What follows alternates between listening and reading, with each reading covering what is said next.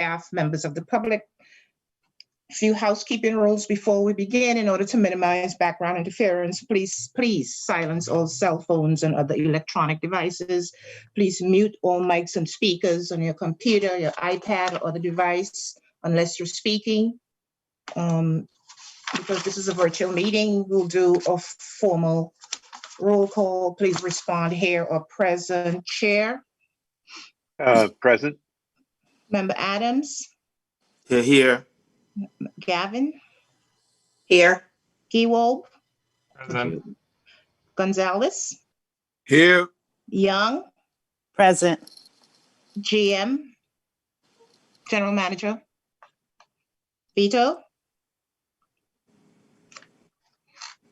Present. He's here. Okay. Present. Thank you. Myself, not a problem. Thank you so much. Chair, there are no members of the public who registered as required in order to provide public comments.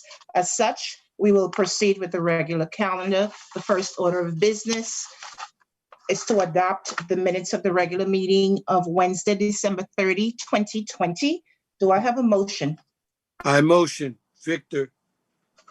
Second? Paula Gavin. Second. All in favor? Aye. Aye. And none opposed. Thank you very much. We'll now proceed to the reports section of the agenda. Chair, do you have any comments or wish to provide any remarks? Well, good morning, everyone. And I just wanted to wish everyone a very happy and safe new year. Oh, I'm sorry. And we look forward to a lot of changes at NYCHA this coming year and getting us both set for the future and getting us beyond COVID as well, we hope. So there'll be a lot of presentations coming to the board this year where we're highlighting various aspects of the reorganization plan or any of our capital efforts. And as always, just want to say thank you again to all the staff who make NYCHA run, who make the meeting work, and to my fellow board members. It's been a great pleasure to serve with you. So with that, we can right into the agenda. Yes, we have one presentation today, the NYCHA COVID-19 vaccination update. Lauren Gray. Yes, good morning. How are you? Good morning, everyone. My name is Lauren Gray, and I'm the Vice President of Compliance and the NYCHA Interagency Coordinator for the city and state vaccine sites. Today, I'm going to be providing a brief overview of all the incredible work NYCHA has been involved with in the city and state vaccination efforts. Next slide, please. There are three main areas where NYCHA has played a critical role in the last several weeks to help roll out the vaccine to NYCHA residents. One, NYCHA is an interagency lead and critical member of the Mayor's Vaccination Command Center. Two, we've been able to get placed into the volunteer pool of staff to help run vaccination sites. And three, NYCHA has been leading the charge with identifying pop-up vaccine sites at NYCHA developments. Next slide, please. The New York City COVID-19 Vaccine Command Center is a dedicated interagency effort created to coordinate vaccine distribution throughout the city. The VCC will ensure that all New Yorkers have up-to-date information about the vaccine and its benefits. To build trust in a safe and effective manner, the center will deploy outreach teams to provide science-based facts and address misinformation. These teams will also coordinate with elected officials and community leaders on neighborhood vaccination drives. The center will provide rapid response for public and private partners, including urgent care, private pharmacies, hospital, and community vaccination sites. The Vaccine Command Center is led by Deputy Mayor Melanie Hartzog and New York City Health Commissioner Dave Chokshi, but it brings together experts from across city governments. More than a dozen city agencies, including NYCHA, as indicated on this org chart, will conduct operations through the center, including the Health Department, Health and Hospitals, Emergency Management, the Mayor's Office, and the Task Force on Racial Equity. Some of the major work NYCHA has been able to accomplish through this VCC are incorporating NYCHA staff into the citywide volunteer point of dispensing, also known as the POD program, assisting with the running of the pod sites, and coordinating and managing with City Hall and the Governor's Office to open NYCHA-specific vaccine sites throughout the 5 boroughs. I will be speaking more about NYCHA's work in the upcoming slides. Next slide, please. As vaccines become more available, they will be distributed through an existing healthcare infrastructure, including hospitals, clinics, pharmacies, and other qualified providers.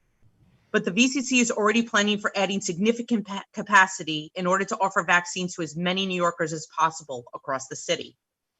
What you see on your screen are temporary sites, which will serve as points of distribution, where New Yorkers will be able to go to receive the vaccine.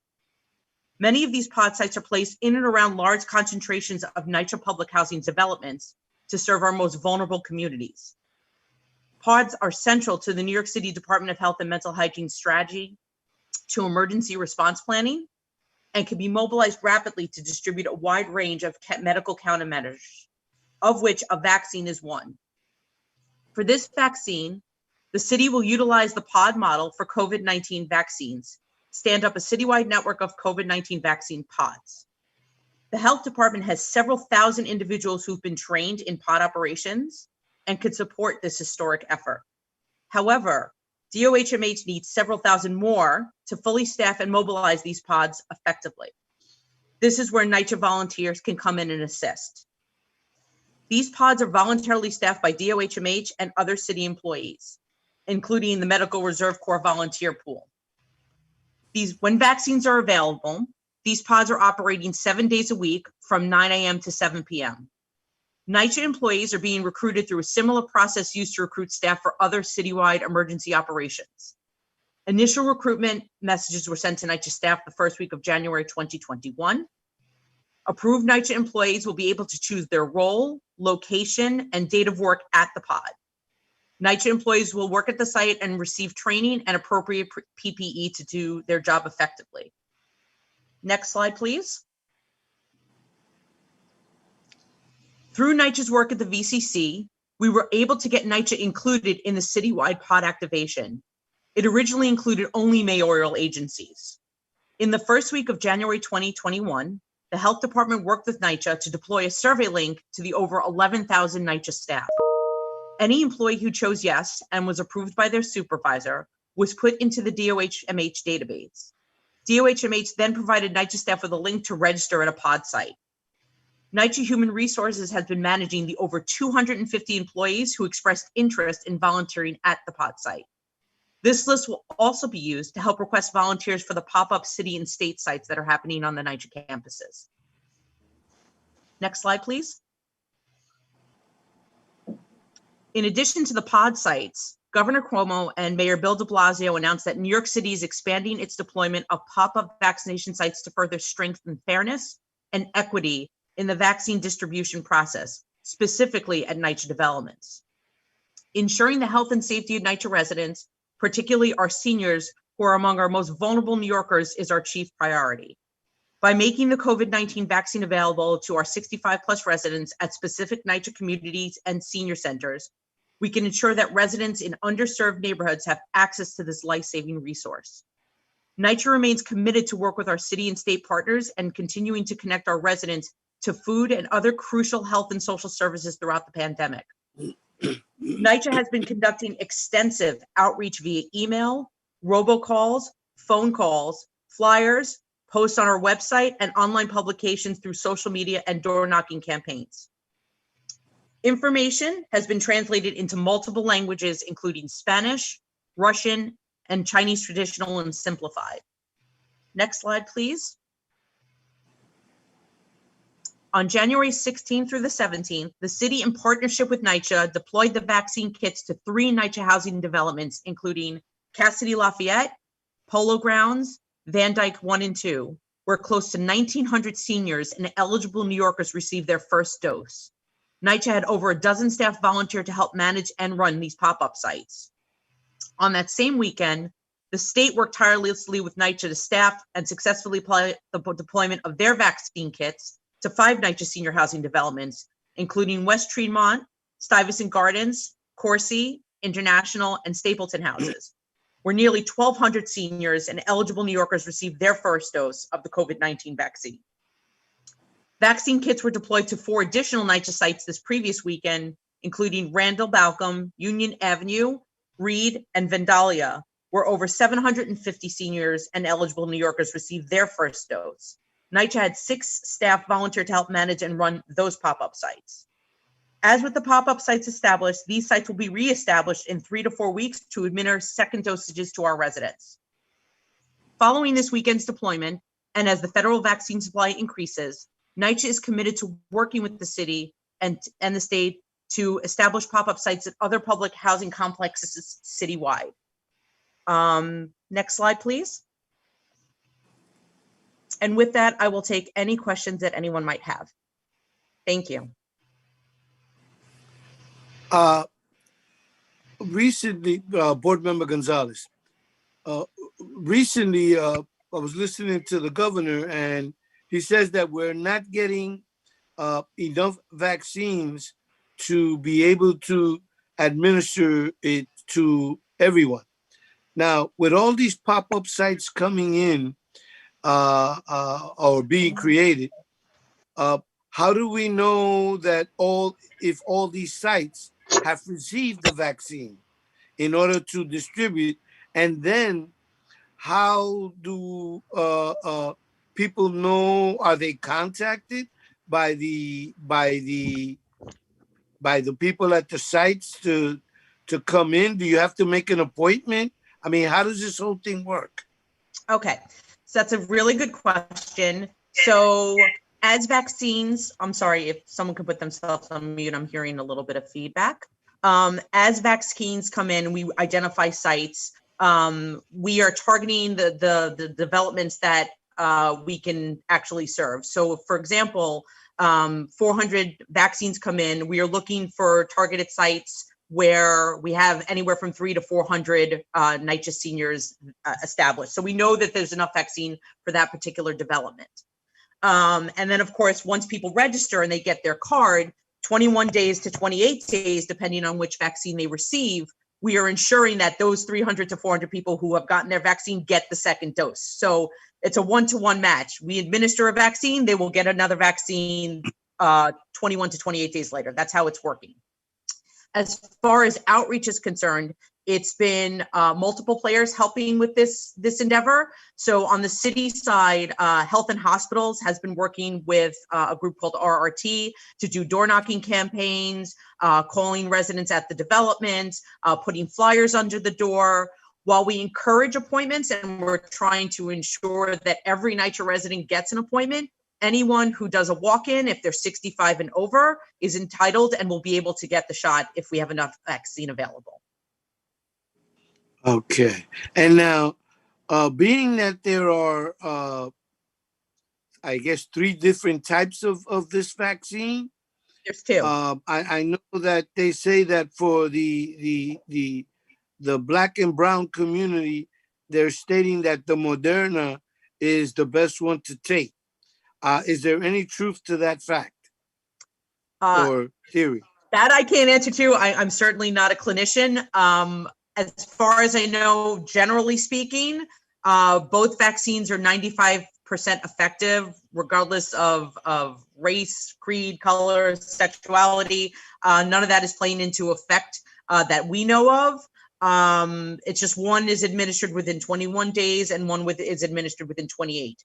There are 2 approved vaccines right now. There's Moderna and Pfizer. There are 2 more that are in the process, so they're still in trial phases. AstraZeneca and Johnson & Johnson have 2 of their vaccines still in trial. I would suggest if you have that kind of a medical question, maybe the Department of Health and Mental Hygiene would be able to give you a better explanation on that. But as far as we know, there's no difference between the 2 vaccines. Okay. All right. Thank you. You're welcome. Hello, good morning. Good morning. Board Member Adams. I've had the first shot, but it wasn't through NYCHA as of yet, and it was the Moderna. And Victor, it does hurt. Anyway, so my question is, I received a robocall from NYCHA Mhm. like when they were doing the AC units. And it says, if you would like to be registered to get the vaccine, we have your information, just press 1. I did that, but I had made arrangements through with assistance from someone else to get my vaccine. So if I do get called back, I will just cancel because I'm already scheduled for my second shot. But with the seniors, depending on where you're set up, and we might have seniors that are not exactly in that complex that might have to travel. Was there any consideration maybe using mobile units or something to come to the various senior places? But with the weather like it's going to be, we might have ice on the ground or inclement weather. Was there any consideration, any discussion of maybe using those giant mobile medical units that they have, to do dental and other services? Because people cannot travel 5 or 6 blocks if they have physically challenged situations or need help or whatever. The 3 locations that you mentioned, Polo Ground, which that would have been the closest one to me. That's still about 60 blocks away or more. So I wouldn't have been able to probably get there without someone's help. So I'm sorry, go ahead. Yeah, so there's 2 things to this. So that we had just started this 2 weeks ago. It is expanding to multiple developments over the next several months. So again, we're trying to target our senior developments first, and then working to our developments which have high concentrations of seniors. So we don't want people to travel that far. That's one. And I know the city is in the process of working on a plan. Nothing has been finalized yet. For those who are either homebound or severely mobility impaired, they're trying to work out a situation where they might be able to get vaccinated within their home, but nothing has been finalized yet. Okay, thank you. Okay. This is And just in addition, so it's not just about the NYCHA senior sites. I put a map up. Pod sites are opening up in and around NYCHA developments. And at some point, there's a plan to expand this out to pharmacies and local communities. So we're trying to get it to as many places as possible, make it as easy for our residents as possible to get the vaccine. Lauren, this is Board Member Paula Gavin. Thanks for the presentation. It's very, very helpful. I would like to know if someone asked me, I have a hospital executive who has contacted me to ask who they should call to offer their help. So I'd like to be able to have a point of reference if someone asks me, how can I offer my help? In this particular case, it's a hospital. Yep, point them right to me. Okay, super. Yep. That's great. Thank you. Any additional help we can take, whether it's outreach or volunteerism or hosting a site, we'll take it. Have you worked with New York Cares about the volunteers as they helped us during the initial on COVID? New York Cares has been working with emergency management and through the VCC. Great. Thank you so much. Sure. Okay. If there are no further questions, thank you, Lauren. My pleasure. We will proceed to the calendared items 1 through 22. Item number 1, Anika. Good morning. My name is Anika Lescott, and I'm the Executive Vice President and Chief Financial Officer of the New York City Housing Authority. I'll be presenting item number 1 today.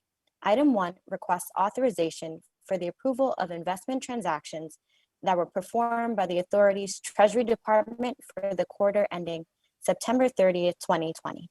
These transactions were performed in accordance with HUD guidelines, and the authority's investment resolution report outlines the authority's cash and investment position and provides a brief overview of the changes in cash, changes in investments, and current and historical rates of return on our investments as a measure of investment performance. The authority's investment strategy is largely the same as in the past.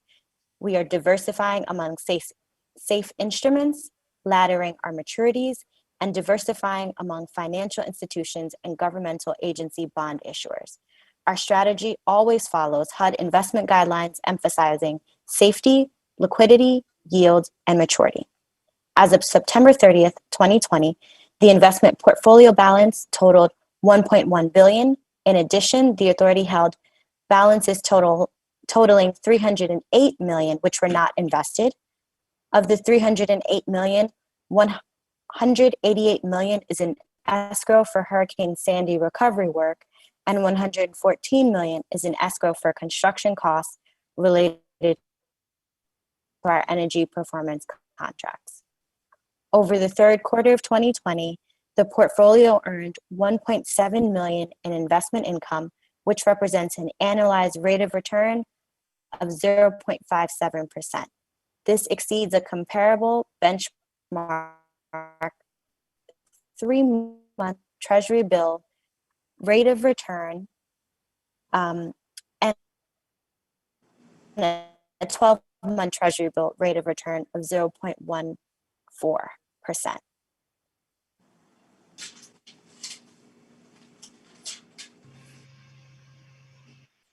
Okay, looks as though Anika Lescott is frozen.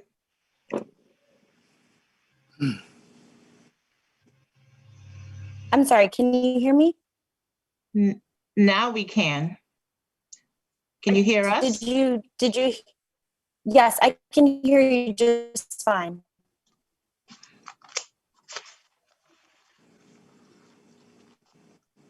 Okay, Anika?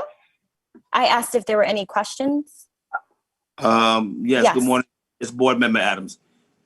Based on our last conversation, the returns on the investments for the 5-year period from 219 down to 215, I believe it is, on page 5. Overall, the investment returns are low, and it's still, like you mentioned, Sandy recovery funding and other funding, and the contractors and vendors portion takes up a lot of this money. So the HUD guidelines, they don't allow during the COVID period, like some other institutions, for some flexibility here, because all of this is very, very low. I mean, this is just, and it's been like this, for quite a bit of period. So I'm not sure what the guidelines are, but the returns are very, very low. And I'm just asking, there just was no flexibility in trying to move something someplace else, maybe have the public comment to make suggestions, because we do have people that live in our facilities that work in the finance field and things like that. I'm not sure what else could be done to get a few more pennies invested and returned. So it's just very, very, there's not a lot of oxygen in these investments, from my opinion. So Joe, it's Greg. HUD has very strict requirements on what we can invest in. And I've never seen them relax those requirements. There's only certain instruments the authority can hold. There's only certain kinds of collateralization that we can engage in. There's a depository agreement with each bank or lending institution that we use that outlines these restrictions and holds both NYCHA and the bank accountable to HUD. So it's really not a, it's the one place where we do not operate with sort of any wiggle room because of the way HUD has restricted the investments that we're allowed to make. It's true we might be able to find something, of course, interest rates are at historic low anyway, but that is not how, HUD is really, really sharp on this one. And Anika, did I get that right, do you think? That's Or not? absolutely correct. So, That's absolutely correct. See, so thanks. Greg, Yeah, on Joe. some of the previous financial reports, there were other financial institutions that were being used. They were taken off because there didn't seem to be any flexibility there to get anything going as far as investment. I guess that was within the guidelines. Those banks were taken off. There's some new financial institutions on there, and it still seemed to be very, very low. And as I stated, and particularly on page 5, the pre-COVID, there's just with the HUD guidelines or whatever they might be, there's just not enough sugar being put in the coffee to generate with the things that we're trying to do. So it's very hard to embrace this. It's very hard to embrace this, at least from my perspective. Well, I can't argue with your assessment of the return, but what I am saying is that we can't on the federal money, and likely there's probably equivalent restrictions. Also, you have to remember that the whole purpose of the U.S. Treasury, as far as we're concerned, is not to disperse money timely to earn any interest. And HUD manages our deposits, if we have any, the same way. That so it's not a question. I mean, this would be a question perhaps to pose to the new administration, and maybe there's some opportunity there. But I have to say that depository agreements lock us into certain investments, and HUD requires those as a condition of our audit and our operation. So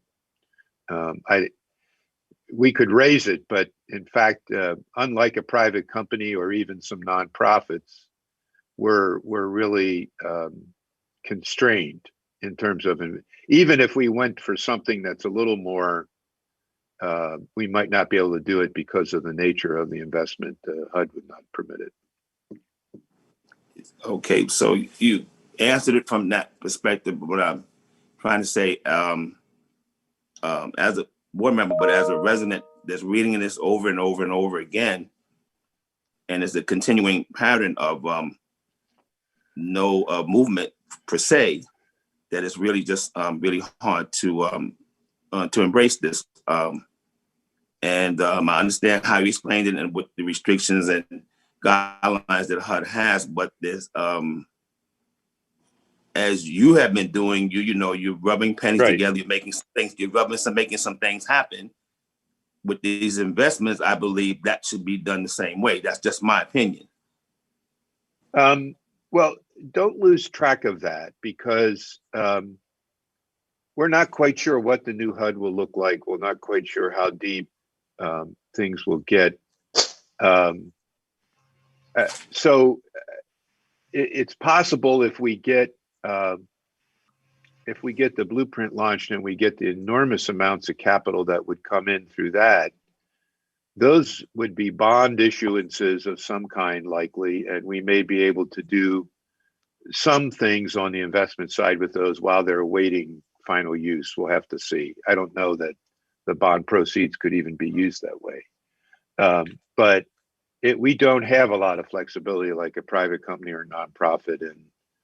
And, there's a lot of investments that we just can't get into because HUD won't recognize them where they result in an audit finding. And I agree with your assessment on that end. But again, I'm saying that I believe, and I'm basing this not on just today, other aspects of reports, and I'm not going to go, into specifics. Sure. That there could be a little bit more, I try to keep it simple, rubbing sticks together, make a little bit more fire here and there. That's my assessment. And like I said, this is really, hard to embrace as a person, myself, depending on people to make the decisions to move to do this. So I have to, I just have no more questions regarding this, or tied up with any more, questions or responses. This is Board Member Gavin. I just wanted to say to my fellow board members that there's a positive side, which is that we're meeting the benchmarks. And so, the other side of this is within the constraints, we are doing a good job of meeting the benchmarks. So that's a positive. And I just wanted to say that for my fellow board members. And thank you, Board Member Gavin. But as a person living in the facilities, there's still a lot of ground that has to be maintained while we're while these benchmarks are being made, staffing, other things, services and things of that nature. Because I think the main goal of this is to invest the money to get enough out of the little piggy bank to make maybe the day operations and things that we're trying to do move smoothly. And all I'm saying is that I believe, based on other reports similar to this, there just doesn't seem to be that much movement, if at all. And that is my opinion. Okay. I have a question. In looking back in previous years for this particular issue that we're talking about now, what is it that, or what was the catalyst to that either made this impossible to meet the same goals that we had previously to put them in now? Or was it a matter of change of policy?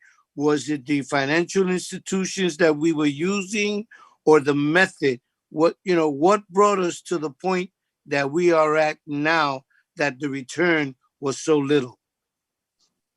So that's a really great question. Thank you, Board Member Gonzalez. So as Paula Gavin alluded to, and thank you, Board Member Gavin, for bringing this up, we can only do and perform as well as the market performs for our instruments. And so if we are in a global recession like we're feeling now, then our investment strategy remains unchanged, but we wouldn't expect to see large returns for our investments. And that's what you're seeing across the market. And so what we're doing, and our returns are a reflection of the broader market, and we don't have any flexibility in terms of the HUD guidelines. We have to ensure that we use certain maturity, that we diversify investments, that we ensure that things are laddered, and first and foremost, not lose any money. And so while we are, comfortable with the interest that we've been making as a result of the market, our primary goal is to ensure that the funds that we have on hand are safeguarded, and that our investment strategy follows all of HUD's very strict guidelines. Well, I understand the volatility, but remember, we had Sandy, and that was prior to COVID, and Sandy hurt us big time. And I don't think that at the beginning of Sandy, or when Sandy hit, it was as bad as what we're in now. I'm just wondering what was missing, what, if anything, what can be done to improve, even though the market is volatile. Victor, it's Greg. Yes. I mean, do you understand what I'm asking? Well, I do, but I don't believe the returns are there in the market, is my feeling. We have for example, we have the lowest mortgage rates in history, which is one of the primary lending instruments in the country. So that return is coming back to whoever the lender is not much. So I think we're in a time, it's easy to borrow because interest rates are low, but it also means there's like zip return in that market for certain kinds of investments. Now, what I would propose is I'm going to ask Anika and the finance folks to send a little review of what the markets are paying, because these numbers are at historic lows. I mean, not only is the charge for money cheap, but any savings you have, you're really earning, or these accounts that we're talking about today, these are very, very small returns, because that's right at this present time, I think that's where the economy is. But let's do a little survey and you can see what, and we'll send that to the board so they can see how we're faring inside what I think is a very difficult, there isn't, unless you're in stocks or some other tradable instrument, or some other, you're doing some kind of venture or equity investment, I just don't see returns in these kinds of accounts being there for quite some time. But we'll do a market thing and send it to you. It's Teresa Puccio, Night Treasurer. I really would like to add a couple of things, reiterating what some of the other chairs that Anika has said. Treasury's function with our investment portfolio is to preserve our capital. It's not. Teresa, you're breaking up. Can you? Yes, and it's very low. Okay, I'll speak a little louder. Can you hear me any better? Yes. So our primary function is to preserve our capital. It's not income generation. We follow HUD investment guidelines, and what is allowable are government securities that have the explicit or implicit backing of the government. If you look back at the board member Adams, you referenced 2005 to 2017, around that period. Interest rates between 2008 and 2015 were at historical lows. They are again now. NYCHA manages a fixed income portfolio, and yields on fixed income instruments, particularly the governmental instruments that we invest in, they're going to follow the Fed funds rate and interest rates. So when they're at rock bottom, so are the instruments that we invest in. And over the years that you were referring to, where you see really, really low rates of return, as Paula Gavin mentioned, we outperformed our benchmarks, and that is when interest rates were at historical lows, and bank deposits were yielding more than all these governmental securities. So our assets were held in bank deposits that had that were fully collateralized. Just referencing one other question that you had about the financial institution page, there's been no change over the last 2 quarters, and the prior quarter there was a presentation change, but overall, bank institutions, one had dropped because they closed, and that was Amalgamated Bank. We reviewed that 2 quarters ago, and the other was South Street Securities, where we stopped investing in repos because bank deposits exceed what we can get on repo investments. So what you're saying is that the guidelines haven't changed. The market did. The market did. That's correct. Correct. Okay. And we will follow, because we're fixed income investors, the yields on these fixed income instruments will follow interest rates. So when interest rates go down, so will our yield. And for all these annual periods, we have outperformed the benchmarks. But please remember, our primary function is preservation of capital. Income generation is last on the list. I have to tell you, I did not know that. I've always thought, that just like a regular business, if you're in business to make money, not lose money. So when you say income generation, I guess that's, as you said, at the bottom of the totem pole, but it does have some consideration when we look at the whole picture. I will mention one other interesting thing. As the chair mentioned, HUD has been very inflexible on what is allowable for our investment portfolio. However, we are self-insurers, and we have over 500 million of assets that are invested in for our self-insurance reserves. And HUD has issued a waiver quite a while back, maybe in the early 2000s, and they permitted NYCHA to invest up to 7 years. So for everyone else, it's a 3-year limit, that for our self-insurance reserves, we can invest up to 7 years. Okay. All right. Okay. Thank you, everyone. Thank you, Teresa. Madam Secretary. Member Adams. Yes, ma'am. I'll be abstaining from item 1, please. That's duly noted. Thank you. Thank you, Anika and Teresa and Chair.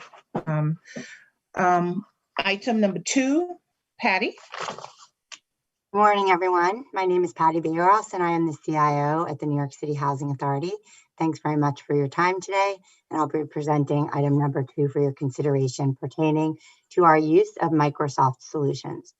This request is for approval to enter into an agreement with Dell Marketing LP, a licensed reseller of Microsoft software products, for a contract term of 4 years and 7 months, beginning on March 1st, 2021, for an amount not to exceed $17 million, utilizing the terms and conditions under the contract with the New York City Department of Information Technology and Telecommunications.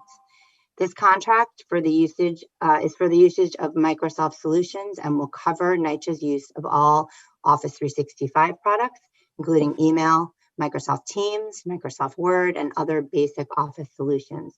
It also includes additional security protections, as well as virtual desktop infrastructure solutions that support staff working remotely, leveraging cloud-based desktop solutions hosted in the Microsoft Azure cloud. The contract also covers licenses for our Microsoft-based operating systems on our desktops and many of the servers that host major applications supporting NYCHA's core business operations. It also supports additional products such as Microsoft Project and Microsoft Visio. I'm happy to take any questions. Patty, good morning. It's Adams. Good morning. We have been going back and forth with the services that directly affect the residents with these various providers. So with Microsoft, which is a bona fide company by all means, and I believe you gave me some numbers a while back. Thank you for those. But in your paperwork that you gave to me, the whole right side was in red. In particular, talking about our services to the call center, which dictated that there are outages. And I always, when I get little bits of information, I always email you, give you the feedback from those who work there and from the residents that have been trying to call there. I believe I've done that. But your paperwork that you initially, when you explained it and you sent it to me, showed numerous outages. And then on the left side, you explained the minimalization of the effect of this. But I beg to differ that if you're in a residence and there's something going on, that doesn't truly reflect the inconvenience or hardship based on these outages. It just doesn't. So, and I think I did ask for some recent numbers of November, December, because you did present the information a little later, and I got right back to you, I think, again, and I got back to you twice, I believe, before this meeting to see if we could just get any kind of numbers that showed there's been any improvement in all of these providers that we're using. And you mentioned about later in the week, but I'm trying to, sit here today to discuss this going forward, because it just doesn't seem to work for the use of the residents when they have these problems. And maybe at the agency and for the day-to-day use there is fine, but your numbers did dictate that there was an issue there. Thank you, Board I'm Member sorry. Adams. Patty, it's Greg. Could I ask a question? Sure. This is for basically our office software, is it not? It is. And so, Board Member Adams, the impacting incidents that we reviewed last year, none of those were Microsoft related. The Microsoft support, as it pertains to the CCC in particular, is how their desktops run. To the chair's point, it helps their desktop system, their computers run. The servers that run a lot of the applications have Microsoft software on them. It is how they check their email. It is how they do basic information sharing using many of the Microsoft products. but there were no Microsoft outages in particular, board member Adams, that had to do with the CCC. We did receive your request yesterday. We are working on putting together the more recent numbers for your comparison. They primarily, and we are just, making sure that everything is accurate and we can explain every single thing. We have all the information and we're happy to walk through it and do a comparison of how we hope that we're improving. I do agree the impact to the residents is not to be minimized, but it's certainly something that we continue to work on with respect to some of the other solutions that are critical to the CCC. This particular solution is not really relevant to the outages and impacts that we discussed, but of course we're happy to have that conversation. So you also mentioned that Microsoft does have some usage with the elevators, I believe, right? So it's not, again, I think the main point is that the Microsoft software runs all the computer systems that run these other products. So Microsoft solutions aren't controlling the elevators, and the elevator performance has nothing to do with Microsoft. What I was saying is that all of the computer systems that we support for all of our operations run on the foundational Microsoft system.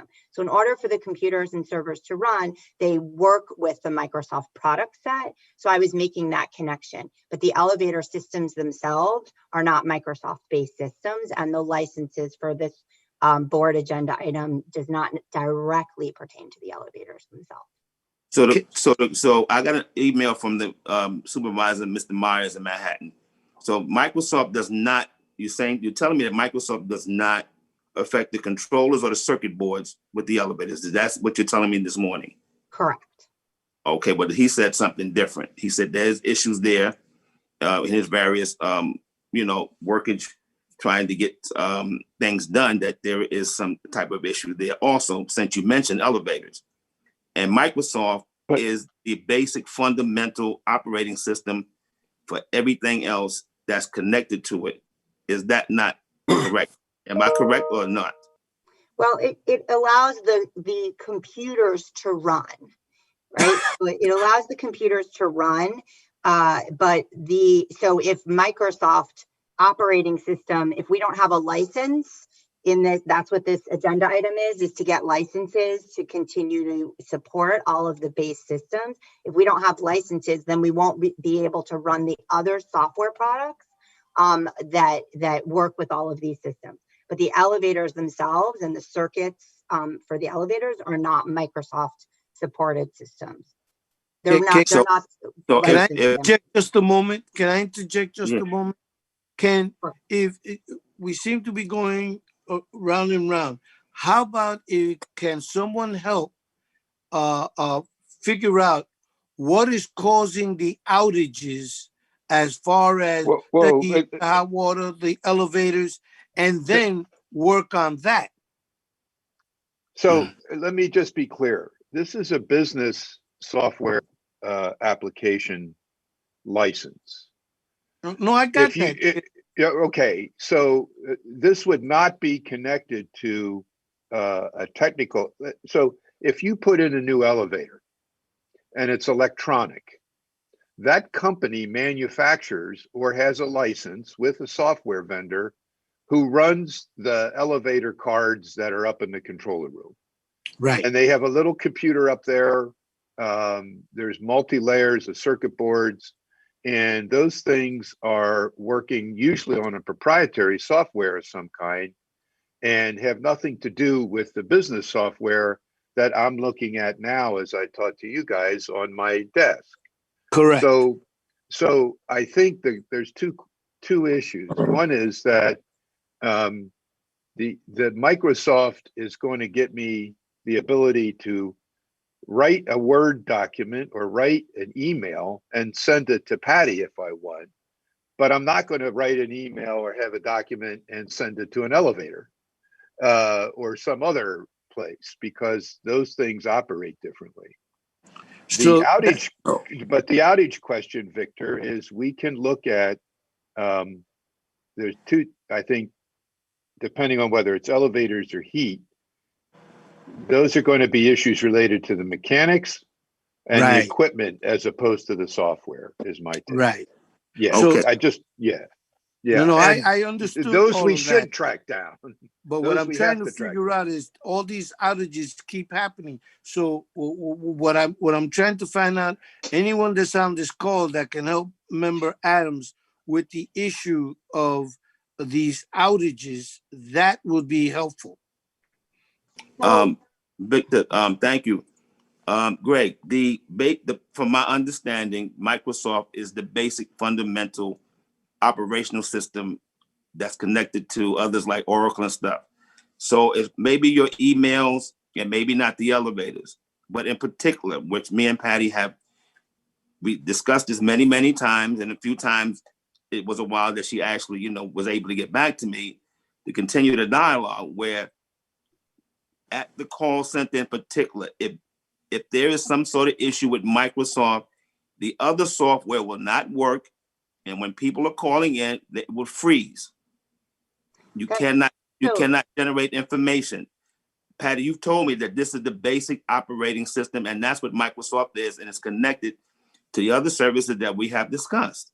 I'm sorry, Patty, to interrupt. Board member, if I may, I know that we have had a series of calls with subject matter experts and we had conversations with you in our heating department, our elevator department, IT. I would offer that we do the same for this topic, for this issue. Right? We'll get the folks from heating, from elevators, and IT all together on a call with you, and we can talk about this. There we go. Outside of the board meeting. But General Manager, Ms. Bayros gave me these numbers, and her numbers showed that there was continuous. I'm not sure what else could be discussed at this time going forward. With all due respect. But sir, I think we definitely need to clear up some of the misconceptions about the relationship to this particular item on the calendar and the issues that you're raising with respect to heating and elevators. Right? And I think that we should do that offline. Right? So if we may, I'd like to continue back on the calendar. Right? And I know that we will be reaching out to you later today to schedule another call that we can have on this issue. Well, I'll take that under consideration. Appreciate it. We'll move along. Madam Secretary, I will revisit this possibly at the end, or if I have to, let's continue. Okay, Member Adams, do you wish to make a statement with respect to your action on item number 2?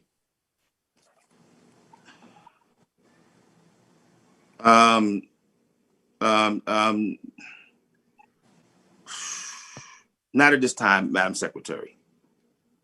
Okay, not at this time. Thank you, Patty. Thank you. Thank you, Patty. Thank you, Mr. General Manager. Thank you, Chair. We will move on to what is now item 3 of 22 items. Items 3 through 9, please.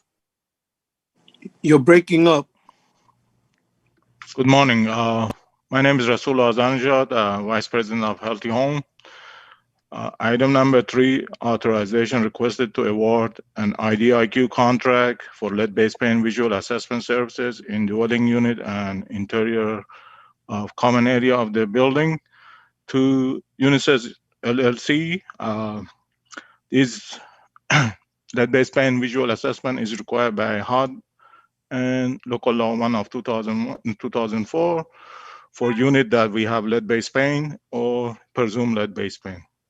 This is a 2-year contract with 1-year renewal option. The minimum value of this contract is $250,000 and the max of the contract is $2 million. Unisys is non-minority owned contractor, and under Section 3, he mentioned he will hire 5 risk assessor and 1 clerk. The VNC on this vendor is pending, and we will not award until we get clear VNC. Any question? Item number 3. Just a statement. In order to proceed with the calendar, I will reserve my question that I have currently to the office of the secretary, the corporate secretary, to address an issue that's currently happening. Okay.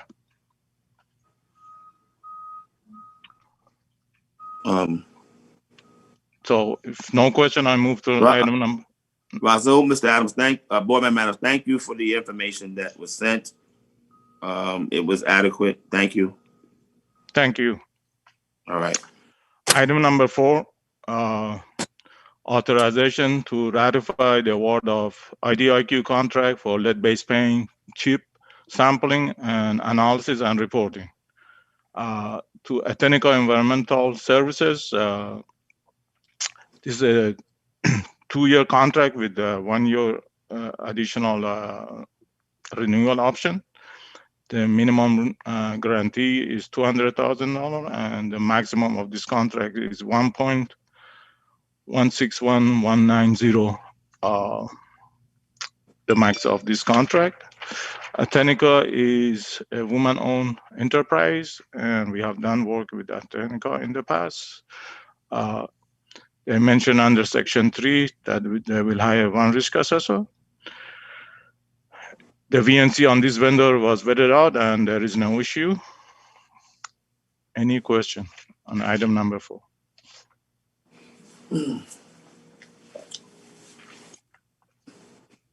Okay, I move to item number 5. Item number 5, again, authorization to award the IDIQ contract between Genesis Environmental Consultant Incorporated. Again, these lead-based paint chip analysis are done to ratify the XRF testing of certain metal surfaces that they came positive under XRF testing. The contract is minimum guarantee of this contract is $200,000, and the maximum is $1,161,190. Genesis is minority-owned business enterprise, and under Section 3, they mentioned they will hire 3 lead-based paint risk assessor and 1 lead-based paint inspector. The VNC on this vendor is pending, and we will not award until we get clear VNC. Any question on item number 5? Okay, no question. I'll move to item number 6. Item number 6 is authorization to award of IDIQ contract for lead-based paint chip collection, analysis, and reporting to Genesis Precision Environmental Incorporated, DBA Precision Group Services.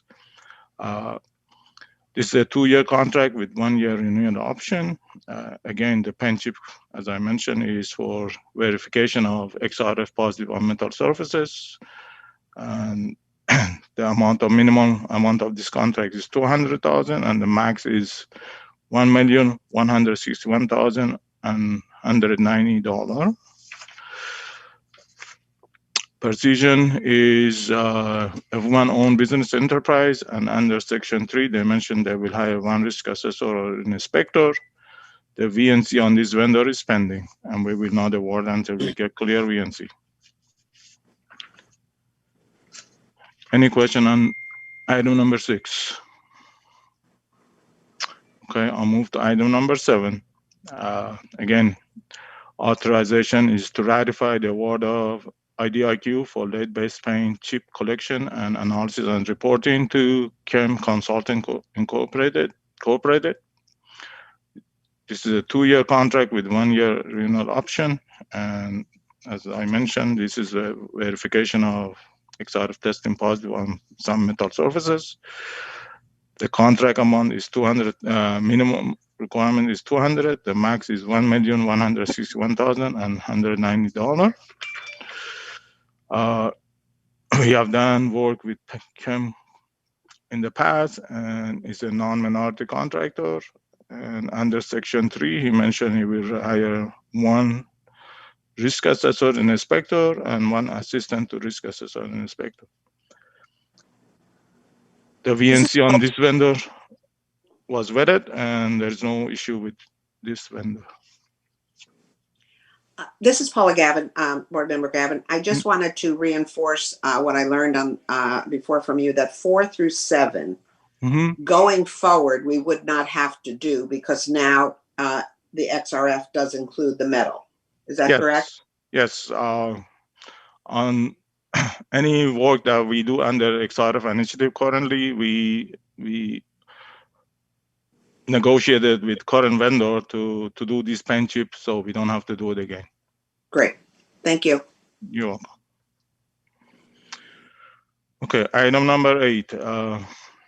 Item number 8 is authorized to ratify the entry into an emergency contract for IDIQ with Tri-State Mechanical Incorporated for upgrade and modernization of roof fans and ventilation system. I'm in an executive board meeting. I'll call you back.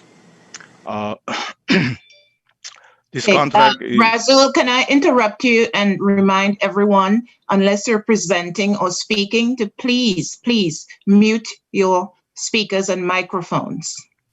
Thank you. Continue, Razul. Thank you. This contract is a 2-year contract with 2 additional year option of renewal. The max of this contract is, again, this is a tri-state contract, and the max on this contract is $10,400,000. Tri-state is non-minority contractor. Under Section 3, they mentioned they will hire 6 project maintenance coordinator and 1 janitorial person. And the VNC on this vendor was vetted out, and there is no issue with this vendor at this point. Any question on number 8? Proceed. Thank you. I'm moving to number 9, authorization to ratify into emergency contract, IDIQ with Stonewolf Contracting Incorporated for upgrade and modernization of roof fan and ventilation system. Again, a Stonewolf contractor is a 2-year contract, and with 2 years additional option to renew. The max on this contract is $1.5 million. Stonewolf is a non-minority business enterprise, and under Section 3, they mentioned they will hire 1 laborer and 1 trainee. The VNC on this vendor was vetted, and there is no issue. Any question on number 9? Thank you, Razul. Thank you. We'll now proceed to items 10 through 16. Joe? Yes, good morning. This is Joe Cortine, VP for Operations. Items 10 through 16 are seeking authorization to award contracts. Items 10 and 11 are seeking IDIQ contracts for gas piping inspections.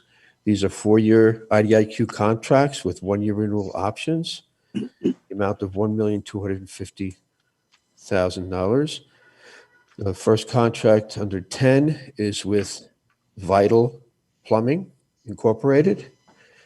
And this has a Section 3 hire for 1 gas operator. Item number 11 is with Genuine Plumbing and has 0 projected Section 3 hires. And they are both for various developments citywide for gas piping inspections.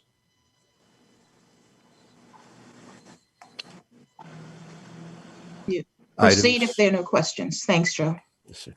Yes, ma'am. Items 12, 13, and 14 are for IDIQ, 3 IDIQ contracts. And these are for water main repairs and they are with, first contract, item number 12 is with RJ Bruno. The other two contracts with under 13 and 14 are with Peter Luger Construction Incorporated. These are contracts with 3-year contracts with 2 1-year renewal options. And they are for various developments citywide in the amount of $1,250,000 each. The first contract with RJ Bruno is item 12. Second and third contracts are under 13 are with Peter Luger as stated, and these are Peter Luger Incorporated, Construction Incorporated, and with 3 projected Section 3 hires, and 14 also with Peter Luger has 3 projected Section 3 hires. These are 1 plumber, 1 operator, and 1 laborer apiece. Hey, Joe, it's Greg. Do you Yes. know off the top, does that mean that for both contracts, it's not the same people, it's 3 different people in each contract for Section 3? Yes, In these other are words, there's 3 hires. 6 altogether. Yeah, Right. 6 altogether. Thanks. Yes. Just check. Good. Thanks. Joe, Yes. board member Adams, listen, I'll let you skip by on 10-11. Thank you for sending that documentation. It was concise, clear, and up to date. Thank you. Okay. Thank you. Thank you, procurement. Okay. Item 15 is, sorry, distracted. Seeking authorization to award a requirement contract for replacing of 3 boiler plant systems to Crescent Contracting Corporation. It's a 1-year requirement contract with no renewal options. This is for Stebbins Avenue, Hewitt Place, and Claremont Parkway, Franklin Avenue, in the amount of $1,295,000. There are 3 projected Section 3 hires. That's a plumber, 2 administrative assistants, and 2 steam fitters.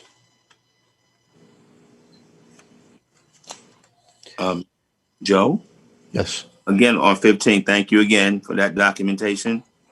Okay. Thank you. Everything was updated and up to date and very clear. Thank you. Very easy to read. Thank you very much. Okay. Thank you. Thank you, procurement and heating. Item number 16 is seeking authorization to award a requirement contract for the replacement of 2 boiler plant systems to Vital Plumbing Incorporated. It's a 1-year requirement contract with no renewal options. This is Claremont Parkway and Franklin Avenue in the amount of $1,965,000, and projected Section 3 hire of 1 is a plumber journeyman. Any questions? Okay. Okay, thank you very much. Thank you, Joe.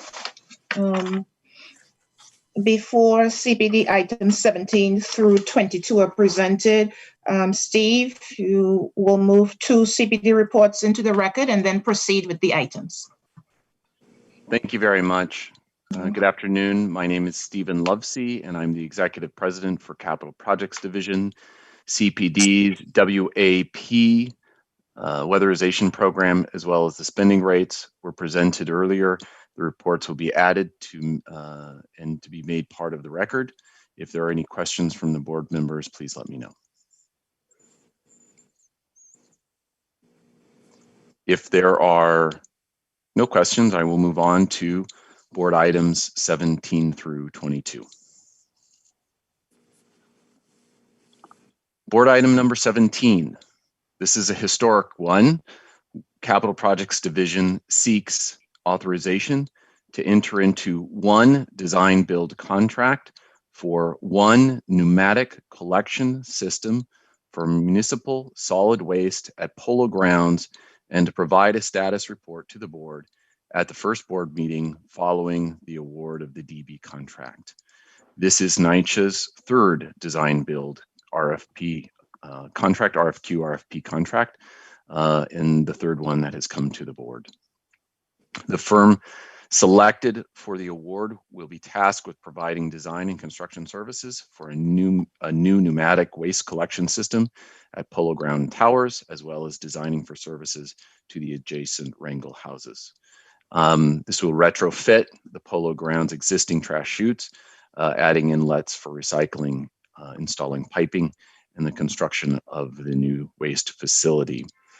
The pneumatic collection system is part of a two-stage RFQ/RFP process.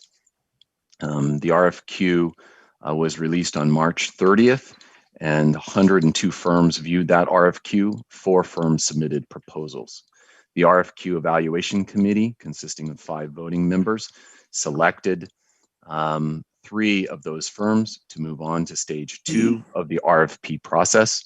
Those firms are MLJ Contracting Corporation, Novelist Tile Inc., DBA Novelist Contracting, and Lero Engineers Inc., JVJR Crews.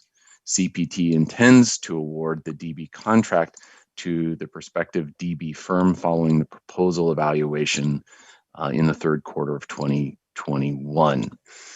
Those firms, of those 3 firms, the one that is not selected will receive a stipend through a stipend agreement in exchange for the transfer of to the authority the intellectual property rights and material developed during the proposal process. This is very typical to design build. Approval of this board calendar item will enable CPD to fully execute the design build contract. CPD again recommends to the board members to approve this board resolution to provide to enter into one design build contract out of those 3 contractors for the pneumatic collection system. If there are no questions, or if there are any questions. Yes, Steve. Hey, it's Greg. Hi. Hi. A couple things, if you could. This is such an unusual approach. If you could just put a marker, and I'd like to get some kind of brief on how this will, curious how all this is in the building, and then how it works to move the trash around, and what, you know, some kind of, when the design is ready, I'd like to have a sit with the team and go through how this looks, just to get some understanding of it. And then I think it would also be useful later in the year, if we actually get this going and get started, that we share some of that with the board as a solution to waste management. Most definitely. We're very excited about this program. There is, I think, only one other pneumatic waste program in New York City, which is at, I'm going to say it wrong, Randall's Island, excuse me. Roosevelt Island. I wanted to mix it up with Randall's Island.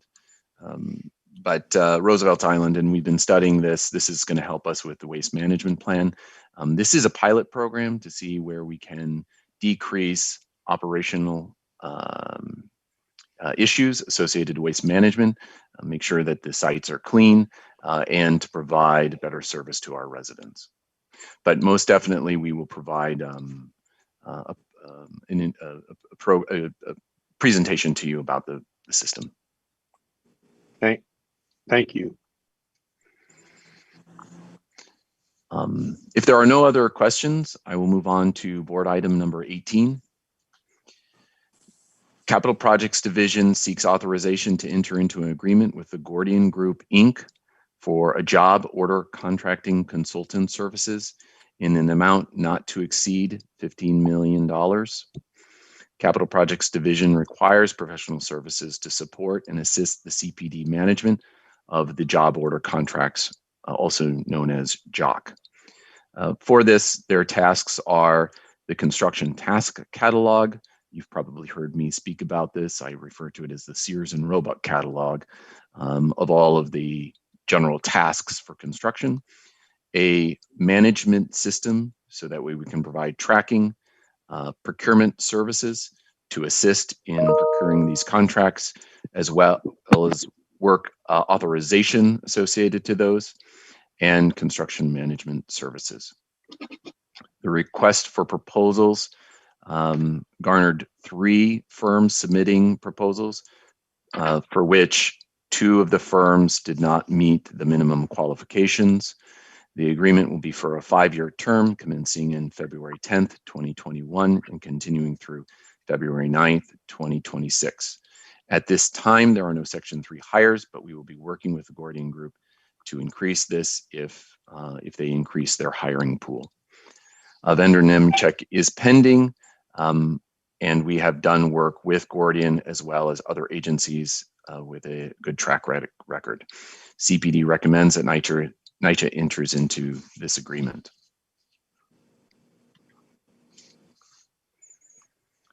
If there are no questions, I will move on to board item number 19. This is in regards to the Recovery and Resiliency Program. Capital Projects Division authorizes to ratify a change order to the contract of Technico Construction Services, Inc. for the restoration associated to the Sandy Recovery Program at Red Hook East and Red Hook West houses in the amount of $1,983,314.33. This is the 5th change order. There were 4 prior change orders. During the construction, Technico and the authority's consultant, Lero Programming and Construction Management, identified on buildings number 2 and 3 that there were signs of bulging and tilting. Basically, the parapets had cracks in them, and that in order for us to have all of our warranties and make sure that there was no water penetration in the through-wall flashing at those parapets, that those needed to be redone. In order to make sure that we weren't falling behind on our schedules, we commenced, and to prevent delay, we moved forward on this. CPD negotiated out the cost of the change order for the amount of $1,983,314.33. That creates a revised amount for the total contract of $69,627,170.99. If there are no questions on board item 19, I will move on to board item number 20. Capital Projects Division authorizes to ratify a change order to the contract with Delrec Construction Company. This is for the restoration associated to the Sandy Recovery Program at Randall Houses in the amount of $12,508.32. There are 19 previous change orders to this contract. This is change order number 20. We directed Delrec to provide gas regulators for the installation of the generators associated to the contract. This change order was negotiated to $12,508.32, and that revised amount for the contract will be $26,345,148.96. We request authorization of that change order. If there are no further questions on board item number 20, I will move on to board item number 21. Steve? Yes, Adam, sir. thank you for the response of the items on 20. They were clear, concise, and up to date. Thank you very much. You're welcome. On board item number 21, Capital Projects Division seeks authorization to ratify a change order to the agreement with Known Pedersen Fox, also known as KPF, for architectural engineering services for the Sandy Recovery and Resiliency Program at Red Hook East and Red Hook West houses for $221,490. This is architectural engineering services. Since the award of the agreement, we have asked KPF to provide additional design services that were not part of the original contract. There have been 9 funding increases to this based on specific design increase requests. For this particular one, item number 10 of the change orders, during construction, the New York State Department of Environmental Conservation requested the submission of a historical and cultural resource assessment, submission of an environmental justice and public participation, and a response to comments in order to obtain the final permits. as well as the New York City Department of Buildings requested filing of a landscape item outside of the buildings referred to as the lily pad, which was not previously required to be filed. We've asked them to do that work in order to move forward on the construction project. So we are ratifying the change order to KPF's agreement in the amount of $221,490. This will increase their original contract to $22,562,615. Excuse me. This is funded through FEMA dollars. If there are no questions on board item number 21, I'll move on to board item number 22. Steve, this is Paula Gavin. Hi, Paula. Hi, Howard. Thank you so much. I know that we have spent about $2 billion of the Sandy recovery money, and I'm just wanted to confirm that will be pretty much completed in 2021. A good portion of the sites will be completed in 2021. There are a handful of the larger projects, particularly Red Hook, East and West, that continue past 2021. We can provide you with an end date on all of the recovery and resiliency projects if you would like. That's fine. I'm good. I just wanted to say, so the majority will be done in 2021. That's fine. No need to provide additional information. Correct. The majority of the projects, the majority of the construction, there is a lot of construction as part of those handful of contracts that are moving forward past 2021. Thank you for that question. The final board item for Capital Projects Division is board item number 22. CPD is requesting authorization to ratify a funding increase to the contract with GEM Quality Corporation. This is for the installation of exterior compactors and bulk crushers. This is at Bushwick, Smith, Vladeck, Baruch houses, and the dollar was not to exceed $2,420,610. This was part of an earlier board resolution and contract number. The justification for the funding increase on these items was that it was increased work. That increased work was for concrete pavements at Smith and Vladeck houses, electrical wiring at Baruch houses, and excavation at Bushwick houses. This again was to provide for the waste management to support the development staff and our residents. We directed GEM to proceed with the additional work associated to those contracts and negotiated out their estimate. That again increased was $2,420,610. That brings up their revised amount to $14,099,970.29. This is a ratification. That work is was completed, is in process. If there are no questions with the capital items, I just thank you very much for all of your time today. Steve Adams. Yes. Your Sandy, remember you sent me the two Sandy illustrations. The one with the people working with the walls, which was outstanding, and the other one that I told you looked like the Pentagon. The diagram, I just couldn't figure that one out. You got a 3D version or Dr. Seuss version, something moving around where, because the other one was fine. Yep. And plus it was in color, so it made it easier for me. So when you get a chance, the other one, the one that looks like a pentagram. All right, please. Yes, board member is speaking in regards to the different resiliency items that we have at those developments to protect them against the floodwaters. We'll get you some different renderings for you. We'll submit them to the entire board. Yeah, just that one diagram. Thank you. Thank you. Thank you, Steve. Thank you, Steve. Thank you. Welcome. The CPD's Weatherization Assistance Program related contracts and change orders report and CPD's spend update for December 2020 are hereby incorporated into and made a part of this record. We're moving on to the approval voting. Before I do that, Madam Secretary, yes, Member Adams. I would like to revisit board item number 2, please.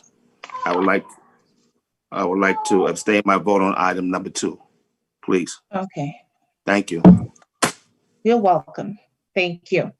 I'm going to take a quick roll call before the approval voting of the 6 board members. Chair, are you still with us? Yes, here. Board Member Adams, you still with Here. us? Yes. Paula? Here. Matt? Yes. Victor? See, And Jacqueline Young? Yes. Terrific. Thank you so much. Chair, 22 items were presented for board approval. May I have a motion to approve the 22 items with a notation that Member Adams is abstaining from number 1 and 2? Motion. So moved. Young. Second, Second, Paula Gavin. all in favor? Aye. Aye. Aye. And none opposed. Thank you so much. Now, being that all matters before the board today have been addressed, may I have a motion to adjourn this meeting? Motion. That's Victor. Yes. Second, Second, Adams. Adams. All in favor? Aye. None opposed. The recorded end time is 11:27 a.m. Thank you all. The next NYCHA board meeting is scheduled for Wednesday, February 24th, 2021 at 10 a.m. Stay safe, everyone. Thank you. Okay. Have a good day. Have a good day, everyone. Take care, everyone. Bye-bye. Thank you. Bye. Bye-bye. Bye-bye, all.